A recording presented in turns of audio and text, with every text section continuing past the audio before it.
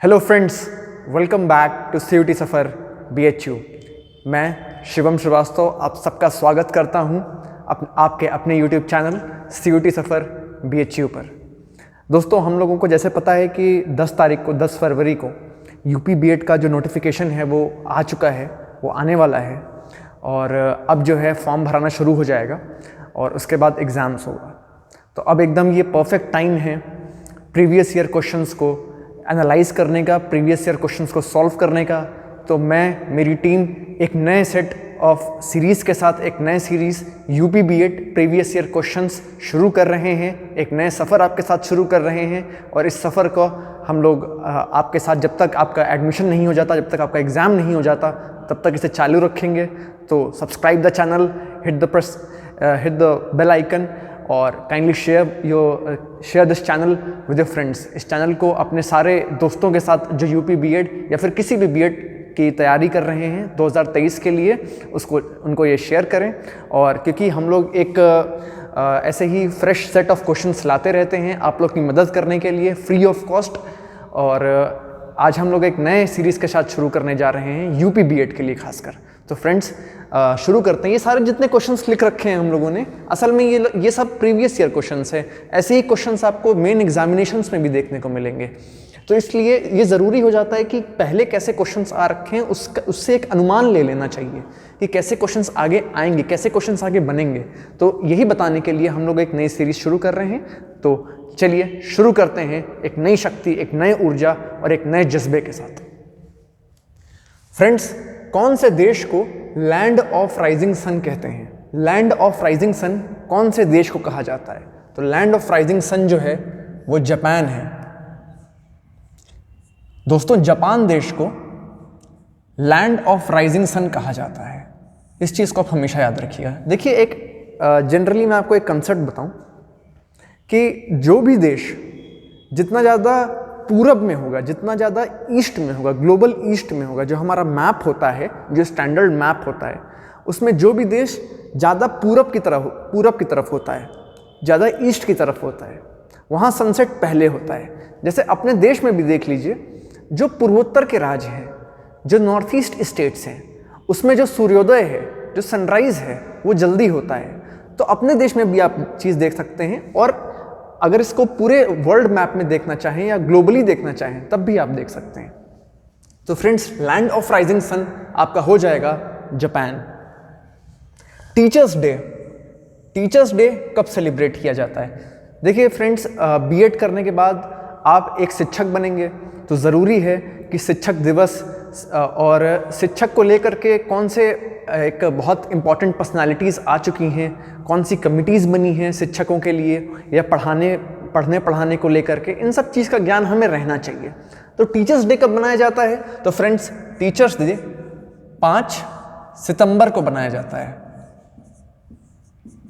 5 सितंबर को teachers day बनाया जाता है, जहाँ पे इस दिन हम लोग अपने गुरुजनों का, अपने शिक्षकों का एक आदर और एक कह सकते हैं कि ट्रिब्यूट पे करते हैं उन्हें, और उनका जो कंट्रीब्यूशन है हम लोग के एक समाज को शिक्षित समाज बनाने में, उनके कंट्रीब्यूशन को हम लोग एक्नॉलेज करते हैं और प्रेज करते हैं। NCTE, ये देखिए NCTE क्या होता है। जैसे हम लोग जब टीचर बन जाएंगे या फिर हम सारे जो दोस्त हैं, आप लोग टीचर बनने वाले हैं 2 साल का BEd कोर्स करने के बाद, तो टीचर्स को कंट्रोल करने के लिए, गवर्न करने के लिए एक बॉडी होती है जो समय समय पे सर्कुलर और कह सकते हैं कि सजेशंस निकालती रहती है कि कैसे टीचर्स को पढ़ाना चाहिए, क्या मॉडिफिकेशन करना चाहिए अपने स्टाइल में, ताकि उनका पढ़ाया हुआ बच्चों को और अच्छे समझ में आए। तो ये बॉडी है NCTE। इसका फुल फॉर्म होता है national council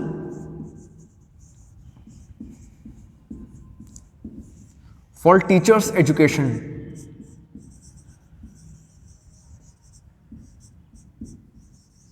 national council for teachers education इसका फुल फॉर्म होता है। ये जो है NCTE का फुल फॉर्म है। बिहू एक डांस भी है। बिहू एक कह सकते हैं आप एक फेस्टिवल भी है, एक त्यौहार भी है, एक डांस भी है। ये किस राज्य में बनाया जाता है? भारत के किस राज्य में बनाया जाता है? तो मैं आपको बता दूं, बिहू जो है भारत के असम राज्य में बनाया जाता है। Common name of retinol, retinol कौन से विटामिन को कहते हैं? तो फ्रेंड्स, विटामिन ए जो है,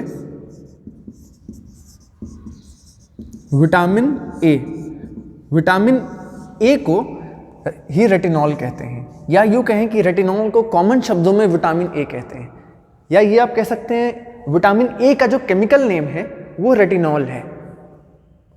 अब अगला क्वेश्चन आता है, पोंगल सेलिब्रेटेड इन। देखिए फ्रेंड्स, हम लोग जिस देश में रहते हैं कहते हैं यूनिटी इन डाइवर्सिटी।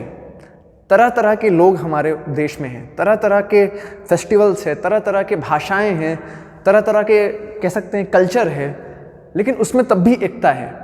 पर असली एकता, अगर आप एक रिस्पॉन्सिबल सिटीजन बनना चाहते हैं, टीचर बनना चाहते हैं और इस विविधता में एकता को समझना चाहते हैं, तो पहले आपको उस विविधता को समझना पड़ेगा, उस डाइवर्सिटी को समझना पड़ेगा। इसके लिए ज़रूरी है कहाँ पे कैसा कल्चर है, किस स्टेट में कैसा कल्चर है, किस स्टेट में कौन से त्यौहार बनाए जाते हैं, इन चीज़ का हम लोग के पास पकड़ हो। तो पोंगल जो है वो किस राज्य में मनाया जाने वाला मुख्य त्यौहार है? तो पोंगल जो है तमिलनाडु में बनाया जाने वाला मुख्य त्यौहार है, तमिलनाडु।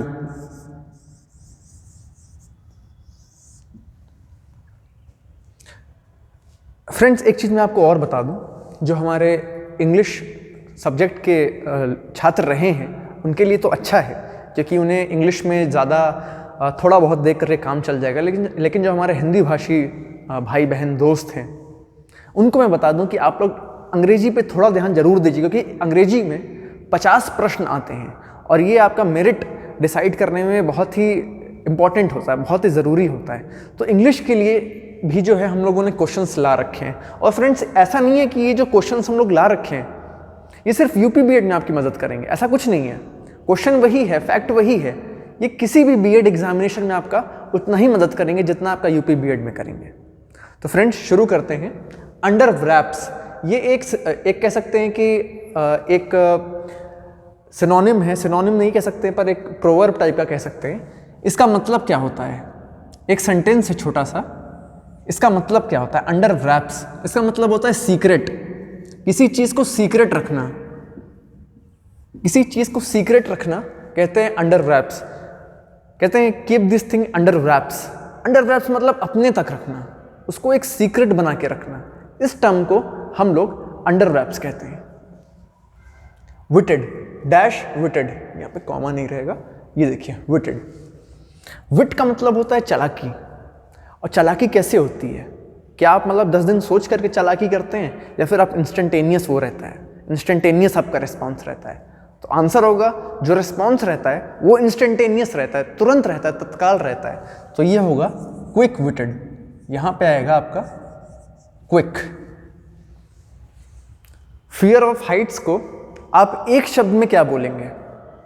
फियर मतलब आप कह सकते हैं कि फोबिया होता है, फोबिया तो आपका हो गया, फियर का मतलब फोबिया। लेकिन हाइट्स के लिए कौन सा फोबिया होता है? तो आप कह सकते हैं एक्रोफोबिया। हाइट्स का जो डर होता है, हाइट्स का जो फोबिया होता है, उसको एक्रोफोबिया बोलते हैं।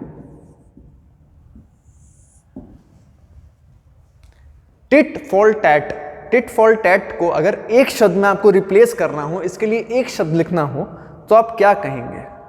जैसे हिंदी में तो कह सकते हैं ईंट का जवाब पत्थर से देना, लेकिन उसको एक शब्द में अगर आपको इंग्लिश के टर्म में यूज करना हो तो क्या कहेंगे? तो उसका एक टर्म हो जाएगा रिटेलिएट। रिटेलिएट, रिटेलिएट जो है वो शब्द हो जाएगा। अब ये देखिए एक और क्वेश्चन है जहां पे आपको जो प्रीपोजिशन है, जो सुटेबल प्रीपोजिशन यहां पर आएगा वो भरना है। दुए, it is 10 o'clock dash my watch. It is 10 o'clock by my watch. कभी भी टाइम होता है, टाइम आपको पूछना रहता है या टाइम आपको देखना रहता है अपने वॉच से, इन माई वॉच कभी आप नहीं कहेंगे। ये एक फिक्स्ड प्रीपोजिशन का एग्जाम्पल है। अपने अगर वॉच में आप टाइम देख रहे हैं तो आप कहेंगे it is 10 o'clock by my watch. इसका कोई आप कह सकते हैं ये एक फिक्स प्रीपोजिशन है। इसके साथ जो टर्म माई वॉच के साथ जो प्रीपोजिशन यूज होगा वो बाई ही होगा, इसमें इन नहीं यूज होता है। इसमें एक फिक्स प्रीपोजिशन है, इसको आपको याद करके रखना है। और ये बहुत ही फ्रीक्वेंटली आस्क्ड, लगातार पूछा जाता है अलग अलग एग्जामिनेशंस में लगातार कि बाई माई वॉच, ठीक है, कि लोगों को लगता है वॉच है, वॉच में टाइम देख रहे हैं, तो टाइम जो है कहीं ना कहीं वॉच के अंदर आप देख रहे हैं या फिर उसका हेल्प लेकर के देख रहे हैं, तो इन लोग यूज़ कर देते हैं या विद यूज़ कर देते हैं। और ये दोनों ऑप्शंस में दिया रहता है को कंफ्यूज करने के लिए। नहीं, पर आप लोग CUT सफ़र के छात्र हैं, इसलिए आप लोग ज़रूर याद रखेंगे it is 10 o'clock by my watch होगा। ग्रुप ऑफ ज़ेब्रा, जैसे अलग अलग जो झुंड होते हैं जानवरों के, अलग अलग जानवरों के झुंड को अलग अलग नाम से पुकारा जाता है। तो उसी में ज़ेब्रा का जो झुंड होता है, जो ज़ेब्रा होते हैं, इनके झुंड को बोला जाता है डैज़ल। कह सकते हैं इसको डैज़ल। बीज, जो मक्खी होती है, मधुमक्खी होती है, तो उसको कहते हैं स्वार्म ऑफ बीज, स्वार्म ऑफ बीज। इस चीज़ को भी आप ध्यान रखिएगा, स्वार्म ऑफ बीज होता है। देखिए, रीजनिंग भी जो है एक पूरा सेट होता है, एक पूरा क्वेश्चन अलग से एक पेपर आता है, उसका पेपर का पार्ट होता है जिसमें 50 क्वेश्चन रहता है। तो रीजनिंग भी पढ़ना आप लोग के लिए उतना ही ज़रूरी है जितना अंग्रेजी है। लेकिन अंग्रेजी पढ़ना किसके लिए ज़्यादा ज़रूरी है? जो हमारे हिंदी भाषी छात्र हैं उनके लिए हिंदी पढ़ना और इंग्लिश पढ़ना और भी ज़्यादा ज़रूरी है। पर रीजनिंग तो सभी को पढ़ना है, ठीक है। रीजनिंग में 2, 4, 8, 16 क्या आएगा यहाँ पे? फिर 64। तो 2 में अगर आप 2 गुणे 2 करें तो ये हो जाएगा 4, फिर 4 को गुणे 2 करें तो ये हो जाएगा 8, 8 को गुणे 2 करें तो हो जाएगा 16, और 16 को अगर आप अपने गुणे 2 कर दें तो ये हो जाएगा 32। तो यहाँ पे जो सही जवाब होगा वो 32 हो जाएगा, और 32 को आप गुणे 2 कर दें तो ये हो जाएगा 64। तो दोस्तों, आज जो ये हम लोग नया सीरीज शुरू कर रहे हैं UP B.Ed का, उसमें ये पहला वीडियो था। जब तक आपका एग्ज़ाम नहीं हो जाता है और जब तक हम लोग आपको एक सरकारी कॉलेज में एनरोल नहीं करा देते हैं, तब तक हमारी ये सीरीज़ चलती रहेगी। ये मेरा और ये मेरी टीम का वादा है। चैनल को सब्सक्राइब करें और बेल आइकन को दबाना ना भूलें, ताकि कोई भी नई वीडियो आए तो आप उसको देखने से वंचित ना रह जाएं। मिलते हैं एक नए वीडियो में, तब तक के लिए बाय बाय, टेक केयर, पढ़ते रहिए, स्वस्थ रहिए।